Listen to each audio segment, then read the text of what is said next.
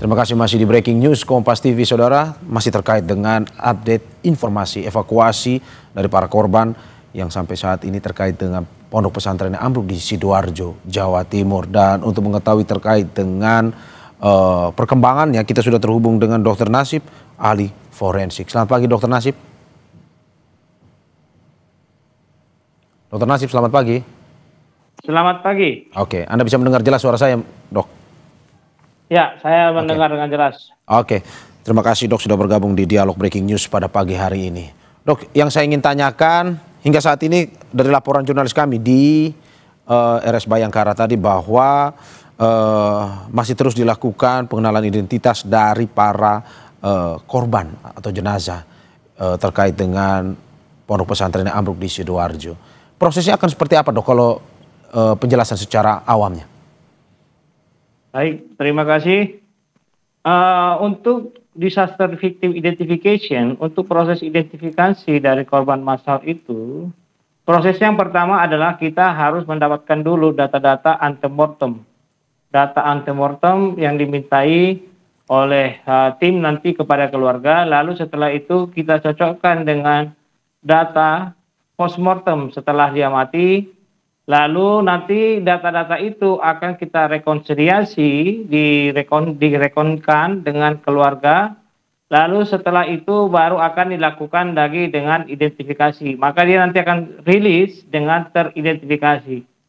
Nah, selain daripada data antemortem dan postmortem, nah sekarang ini kan sudah ada Inavis, Indonesia Fingerprint System. Nah, itu sudah bisa langsung melalui sidik jari sudah tertera nanti di situ namanya siapa dan pekerjaannya sudah tertera semuanya sesuai dengan di iktp.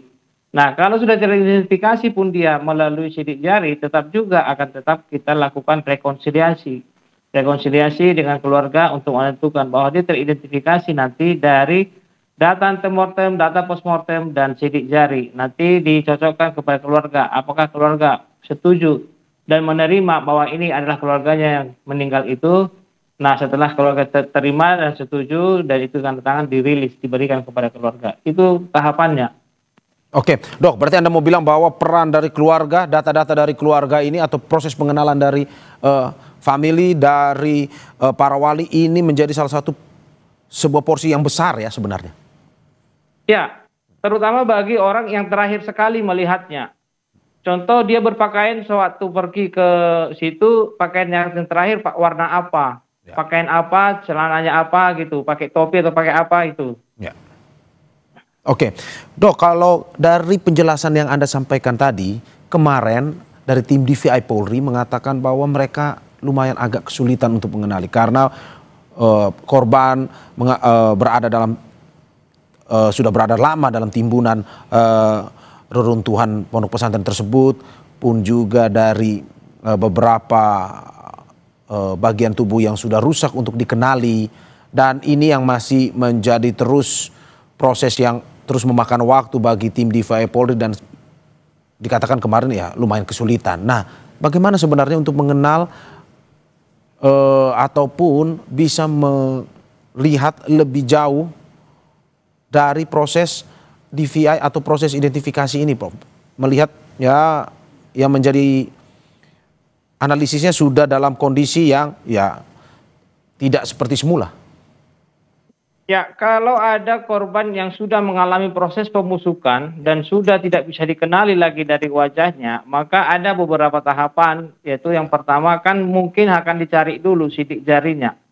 Lalu sidik jari itu nanti akan dapat dari situ. Ya. Nah, kalau body part, bagian tubuh manusia itu, dia akan diambil melalui DNA-nya. Ya. DNA ini bagian tubuh siapa, dicocokkan dengan DNA yang ada menjadi DNA pembanding nantinya. Ya. Sehingga kalau sudah match itu DNA-nya, maka itu bisa dikatakan teridentifikasi atas nama sesuai dengan hasil matching dari DNA itu tadi. Ya. Nah, jadi sebenarnya tidak seberapa sulit sih, kalaupun udah pasti mengalami proses pembusukan, apalagi wajah mungkin sudah bengkak, ya kalau sudah meninggal seperti ini. Nah, body part pun bagian-bagian tubuh yang terlepas dari tubuh itu akan bisa diidentifikasi juga dengan melakukan identifikasi dengan DNA. Nah ini yang harus bisa dicocokkan, dimatchkan. Lalu nanti akan tetap juga direkonsiliasi dengan keluarga.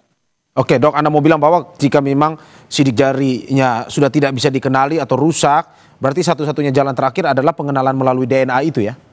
Iya, betul, dengan Oke. DNA. Oke, kalau begitu butuh berapa lama sebenarnya, Dok? Nah, kalau sebenarnya ya, kalau tahapannya kita kan harus melihat bahwa yang pertama sekali kan kalau ada dulu data antemortem, lalu data postmortem, nanti akan direkonsiliasikan dengan keluarga. Nah, kalau sudah membusuk seperti ini, maka atau tidak dapat lagi dikenali dari sidik jari, maka akan dilakukan pemeriksaan DNA. Nah, DNA ini tergantung kepada apa yang mau diperiksakannya, bagian tubuh mana yang mau diambilkan. Nah kan contohnya kalau memang dia hanya contoh kaki, maka diambil adalah tulang pahanya itu akan diambil DNA-nya baru dicocokkan dengan DNA daripada keluarga yang lain yang merasa itu dirinya dari keluarganya. Karena kan tidak semua jenazah itu ada yang utuh dan tidak semua juga yang tidak utuh. Maka yang tidak utuh ini yang akan diambil DNA untuk pembandingnya dengan DNA body part yang tertinggal ini. Oke. Nah biasanya itu sih kalau pakai DNA itu ya tergantung kepada DNA-nya. Tapi kalau rekonsiliasi tentang dengan sidik jari, kalau sidik jari teridentifikasi, maka itu langsung segera biasanya supaya cepat dikebumikan. Karena makin lama makin busuk, makin bau.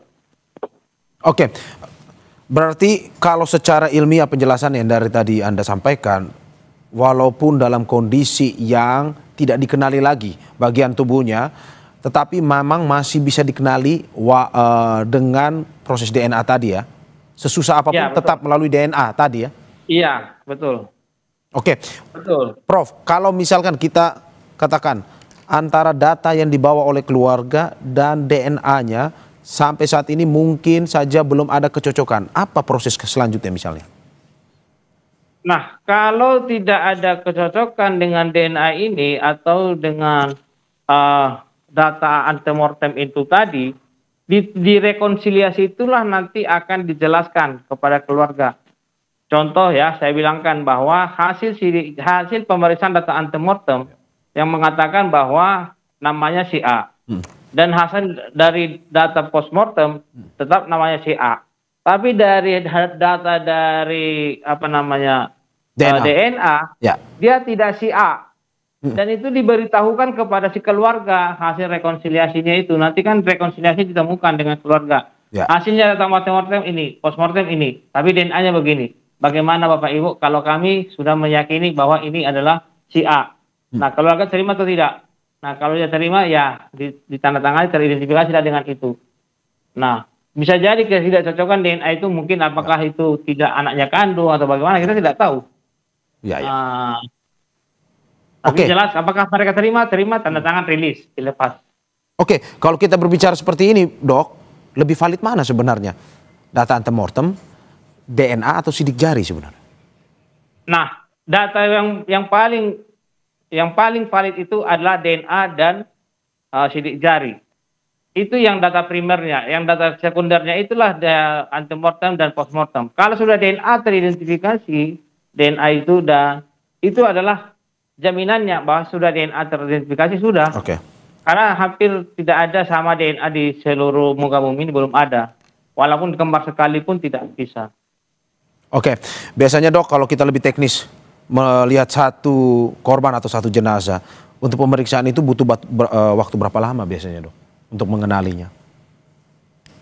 Kalau satu jenazah itu biasanya kita kan data antemortem kan ada timnya antemortem. Ya. Ada tim postmortem. Nah, Ya. postmortem antemortem itu dimintai keterangannya, postmortem itu paling 4 jam atau 5 jam dilakukan pemeriksaan. Mulai dari hit ke tetu, mulai dari kepala sampai ke kaki, itu nanti diperiksa data postmortem. Nah, itu biasanya 4 sampai 5 jam, bahkan bisa juga sampai 6 jam, tergantung kepada kondisi daripada jenazah ini. Ya. Kalau jenazah sudah membusuk, nanti bagaimana kita akan membersihkannya dengan bagus, atau banyak lukanya, atau bagaimana nanti, pokoknya kita usahakan bisa mendapatkan data-data postmortem ini. Nah, nanti setelah dapat data dari postmortem ini, lalu kita cocokkanlah dulu dengan data antemortem. Ya. Lalu setelah cocok, baru dipanggil keluarganya, rekonsiliasi. ini datanya postmortem dan hasil DNA-nya ini seperti ini, hasil sidik jarinya adalah ini. Maka kalau sidik jari sudah teridentifikasi, maka itu sudah pasti dia teridentifikasi dengan nama itu. Oke. Kalau DNA sudah teridentifikasi, data antemortem dan postmortemnya belum matches, maka dia sudah bisa dikatakan si teridentifikasi dengan nama itu. Oke. Itulah data primer. Oke, kalau data-data yang diambil dari orang tua atau wali ataupun dari keluarga biasanya apa dok? Apakah mungkin dari pengenalan anggota tubuhnya ataupun pakaian ataupun tadi Anda sudah jelaskan atau juga mungkin darah yang diambil atau apa sebenarnya dok? Data-data antemortem itu yang dimiliki adalah data yang tidak dimiliki oleh setiap orang. Contoh, tai lalat. Ya, ya. Tato, ya, atau bekas operasi parut, jaringan parut bekas luka, atau jaring yang putus dari kelingking atau apa, atau yang luka. Nah itu yang harus diberikan. Terus giginya bagaimana, apakah gigi ginsumnya, bagaimana bentuknya, nah itu diberikan, ada fotonya. Jadi dari odontologi forensiknya dia dilihat giginya itu bagaimana modelnya. Ada yang giginya ginsum ke depan atau yang sudah ompong. Nah itulah data-data antemortem yang diberikan kepada tim DVI ini. Nah itulah yang menjadi pegangan kita nanti pada waktu kita periksa. Oh ini ada giginya seperti ini, disotokkan. Oh yang ini ada giginya seperti ini. Ada gigi yang patah, yang di sini patah. Nah kita lihat di dalam tubuhnya ada giginya enggak yang patah. Nah, semua data-data itu akan dimatchkan nanti dengan data-data yang setelah ditemukan postmortem. Oke, dok, kalau ini kita andaikan, kalau misalkan proses pengenalan yang dilakukan oleh keluarga ini 100% dalam arti bahwa sesuai dengan ciri-ciri tadi, misalkan ada bekas operasi ataupun ada fisik-fisik, contoh-contoh fisik yang dikenali sangat-sangat yakin oleh keluarga, apakah masih perlu sebenarnya DNA itu? Ya, kalau memang keluarga masih meragukan, dan mereka meminta harus kepastiannya dan tim DVI mengiyakan kasus itu, ya kan masih mereka ragu, kan mereka yang harus menerima itu keluarga atau tidak. Ya. Tim hanya mengidentifikasi. Nah setelah teridentifikasi oleh tim, keluarga terima enggak? Nah, kalau mereka masih ragu harus DNA katanya, ya tergantung kepada tim. Oke, berarti masih ada proses jika pada akhirnya masih ada tidak yakin ya atau ragu. Kalau memang ya atau ragu keluarganya dia tidak mau, oh ya udahlah, ini nggak yakin aku ini keluargaku, katanya mereka, maka tim itu harus berdiskusi lagi. Ketua timnya harus berdiskusi, ya kita ambil DNA katanya, diambil ya terserah. Kalau sesuai dengan perintah daripada presiden tadi harus teridentifikasi dengan saintifik, maka ambil DNA. Oke, kalau dari pengalaman Anda dok melihat kasus-kasus seperti ini, misalkan ada pengenalan yang susah ataupun juga dari keluarga samar-samar mengidentifikasi korban, ini seperti apa dok ke depan? Nah, kalau saya pengalamannya adalah waktu kasus Hercules di Medan ya, kebanyakan itu adalah teridentifikasi dari sidik jari. Nah, sidik jari itu karena kebanyakan kan rakyat Indonesia ini sekarang sudah pakai iKTP ya, sudah pakai sidik jari di KTP. Sehingga teridentifikasi dengan sidik jari. Nanti kan dimasukkan sidik jarinya ke alatnya, maka akan nampak. Kalau masih diragukan, memang di sidik jari itu pun ada beberapa yang diragukan. Nanti berapa persen cyano, berapa persen cyano. Ya seperti itu nanti dilihatnya di Inavis itu. Nah, mana yang paling tinggi persentasenya? Nah, itu nanti akan didiskusikan. Nah, yang paling susah kita adalah body part memang untuk melakukan identifikasi untuk body part. Body part ini yang paling susah, apalagi di Medan ini. Untuk pemeriksaan DNA itu masih sulit, harus dikirim ke Jakarta, sehingga sulit kita untuk melakukan. Biasanya kalau keluarga itu kadang keluarga menitipkan ada juga fotonya diberikan sehingga kita melihat. Nah, kasus-kasus yang seperti yang sudah busuk seperti ini biasanya kita melakukan identifikasi pertama sekali, kita cari dulu sidik jarinya.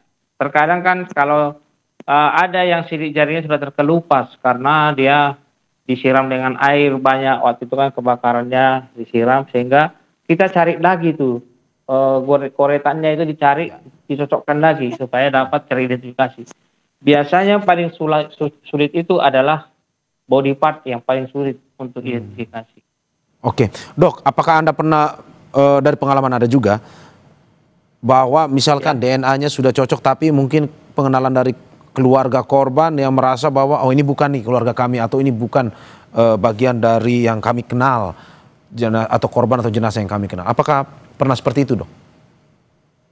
Pengalaman saya belum pernah karena hampir semua keluarga itu hanya menginginkan supaya tepat teridentifikasi. Kalau sudah kita cocokkan dengan DNA, mereka saya tidak pernah mendapatkan ada kasus seperti itu di sini. Kalau sudah cocok dengan DNA, mereka terima.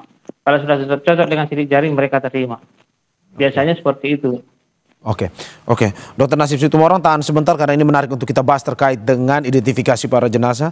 Kita akan break sebentar, tetap di Breaking News Kompas TV.